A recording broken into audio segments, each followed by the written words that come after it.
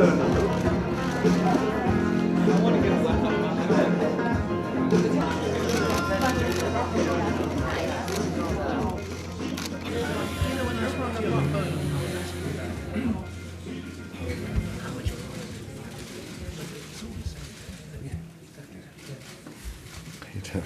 everyone. My name is Dr. David Feinberg. I'm the President and Chief Executive Officer of the UCLA Health System. And it's really an honor to have all of you here today. Our purpose at UCLA is pretty straightforward. Our job is to heal humankind one patient at a time. And we do that by alleviating suffering, promoting health, and delivering acts of kindness. In that mission of taking care of one patient at a time, a friend of mine named Roger Daltrey reminded us that there's a population of patients that we were forgetting. And the work that he and Pete Townsend have done in England to focus on teens and young adults suffering from cancer is absolutely spectacular, in that not only does it treat teens and young adults in a way that is developmentally appropriate, but the outcomes in care is better than those that do not receive the care in what they call the Teen Cancer Trust units throughout the United Kingdom. At UCLA, we're not proud. We will steal from the best. And that's what we're doing today. As we got to know Roger and his team of Teen Cancer Trust people, we said, well, we want this at UCLA. And we couldn't be prouder, because there's a bunch of 15 to 25-year-olds that today and tomorrow are going to have their world rocked like no one could imagine. So picture you just got your driver's license, and now somebody tells you you have cancer. We're going to be able to diagnose their cases sooner because of increased awareness of their conditions. And as importantly, because of the work that Roger and Teen Cancer Trust has done, we're going to be able to treat them in an environment that's developmentally appropriate, where they can foster the normal independence of teens, because the setting will be spectacular. When you ask Roger, who can talk like a pediatric oncologist around cancer, why do you do this? He tells you pretty clearly, it's because teenagers made my career and I want to give back.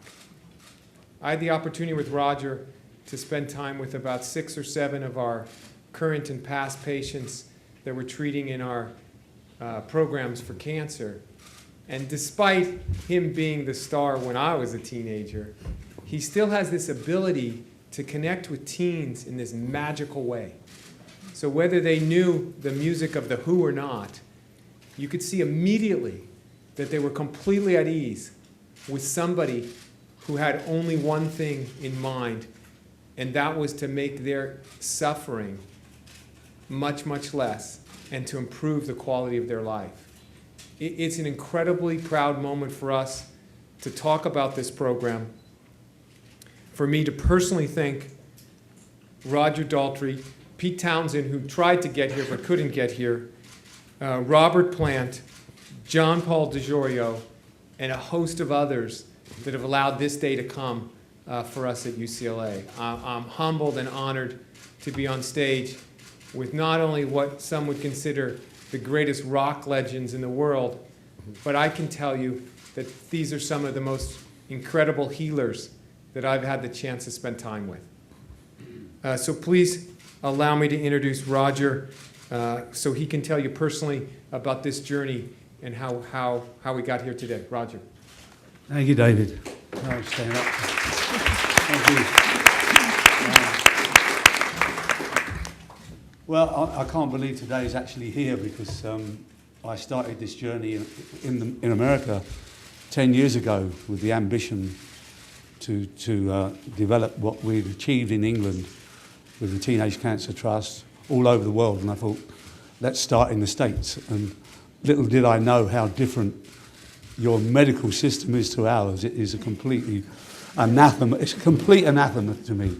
So it's taken me 10 years, and with the help of really good friends like Rebecca Rothstein and Jordan Kaplan, John Paul DeJoria, and support of people like Robert, making it possible. Here we are today. This unit will be hopefully converted and running within 6 months. I just can't believe it.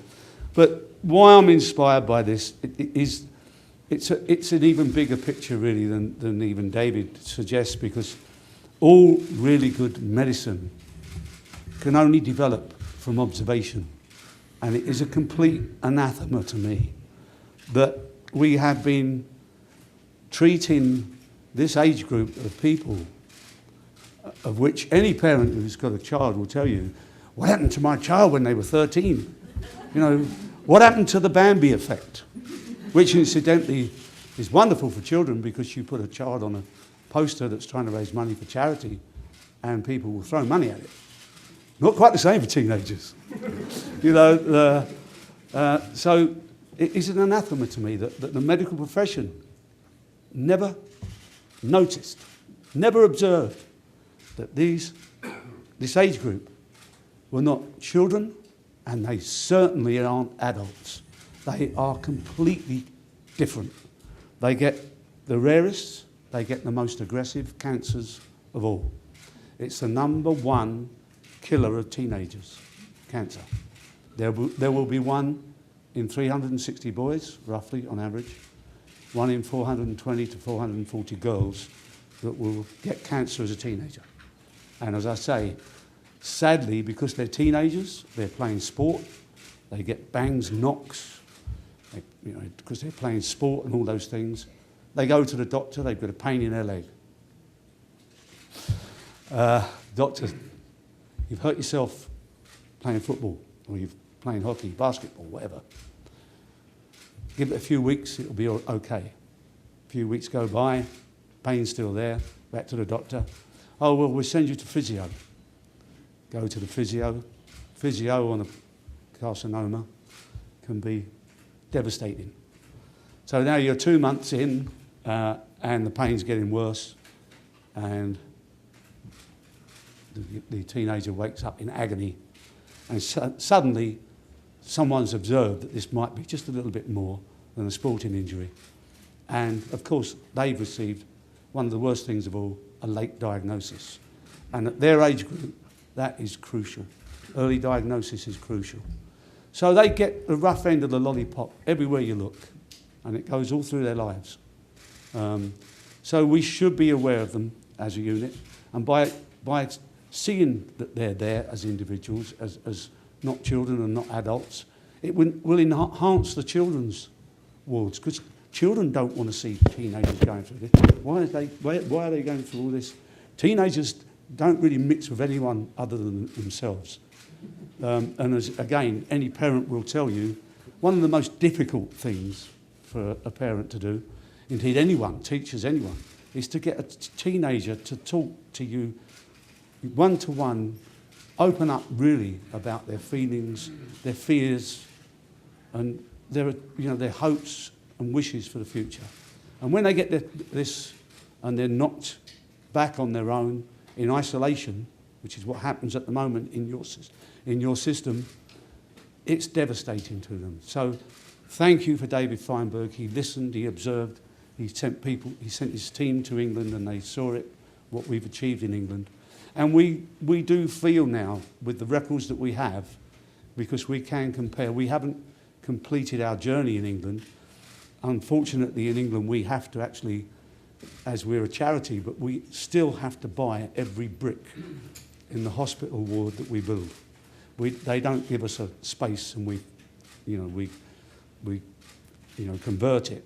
We have to actually build the space as well, which is incredibly expensive. But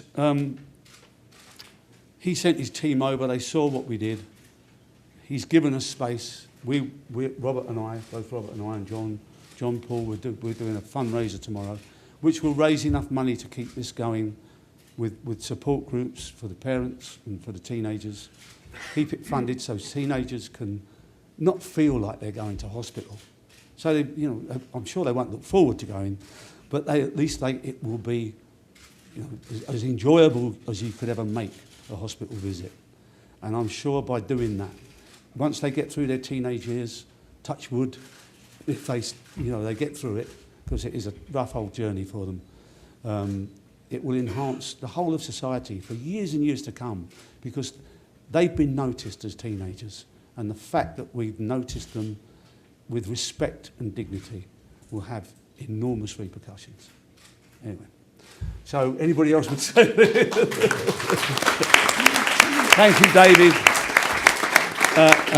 Thank you, UCLA. I am just so pleased that you recognised it. Absolutely. I mean, you know, when we got to hear from Roger and what his vision was, and we said, well, Roger, we need to honor you, he almost killed us. I absolutely refuse.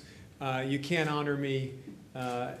When we finally convinced him, no, that's how we do it in America, he said that Pete Townsend had to be part of it. And we convinced Roger that the humility that he brings to it wouldn't help us. So we appreciate you learning a little bit of the American way. Yeah, I do have to say that, you know, we are, both Pete and myself, are very much a team in this. I mean, he says that I do the dirty work, as he calls it. I don't see this, the front end of this, and meeting teams like Sarah here, like Zena over there, and who's sitting down there, who we met a couple of weeks ago. That to me is a joy. Some people do find it difficult dealing with health issues when they're this serious. But Pete is totally 100% behind me when it comes to being there on a stage, being there at a fundraiser, being there in the press, because that's what's going to make this thing a success worldwide.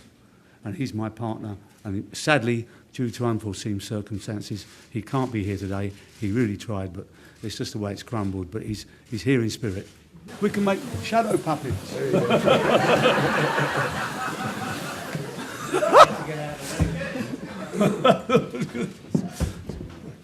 Oh, we'll get out of the way. Hello, I'm Pete Townsend, and I'm so sorry I can't be with you there today or tomorrow, and I'm very, very sad about that, but I'm making this video because I'm passionate about the provision of scanners for teenage cancer patients. We all know the story. Young people's cell division is much, much faster than older people. If I got cancer tomorrow, I'd probably have 6 months before I could even worry about changing my diet. Young people have to be very quickly treated. There are all kinds of treatments available to them. I hope I don't cover up anything that the esteemed guests there already cover, but let me just say thank you, my personal thank you, to everyone who's giving Roger and I and all of the sponsors of this extraordinary provision a chance to help in the future. And we hope this will be the first of many around the USA, scanners to mainly concentrate on teenage victims of cancer. And these scanners can be used for all kinds of other things as well, by the way. So the ones over here, Roger may have told you, work pretty much round the clock, 24 hours a day, if they can be staffed. So I'd like to thank Dr. Feinberg, who's kicked this whole thing off, and Rebecca Rothstein, Nigel Sinclair, Jordan Kaplan, and Roger's dear old buddy, Jean-Paul DeJoria, for helping us gather the necessary funds to kick this off, to give us a space at UCLA to do this. And also I'd like to thank Robert Plant and Dave Grohl, and of course Roger himself and his band for doing the concert to kind of make this the rock and roll event that we hope it will become on an annual basis, just as it is in the UK here. We've got one coming up next spring in March at the Royal Albert Hall. And that's going to be great, and it always is great. And Roger isn't very quick to say these days, but you know, he and I kicked those sessions off together with our manager Bill Kirbishley and our other manager Robert Rosenberg for Dr. Adrian Whiteson, who happened to be our doctor at the time, and that's how we got involved. And we've been passionate about it ever since. It's fantastic that it's lasted so long. Let's just hope that in the USA it can catch fire in exactly the same way, because it really does save young lives. Thank you so much.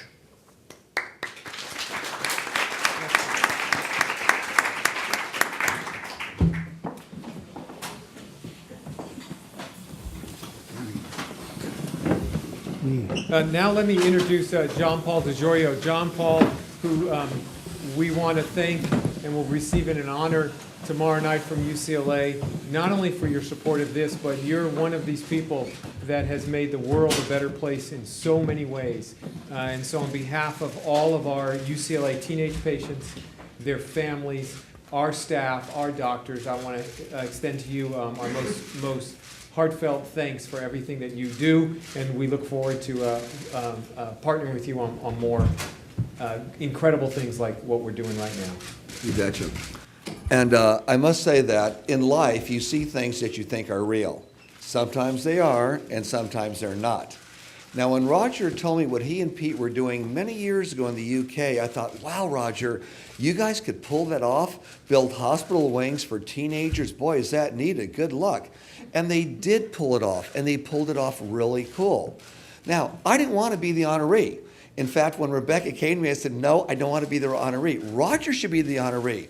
And she says, no, he doesn't want to be the honoree, JP. People know you. Can you just be the honoree? I said, okay.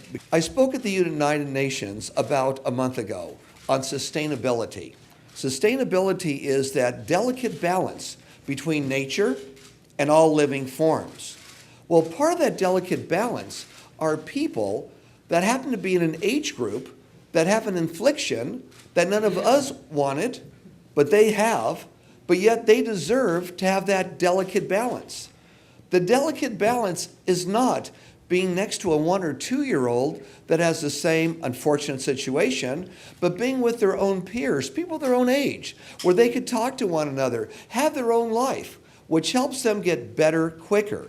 That did not exist until Roger and Peter put this program together. So when it was told to me, this is going on, I thought, really?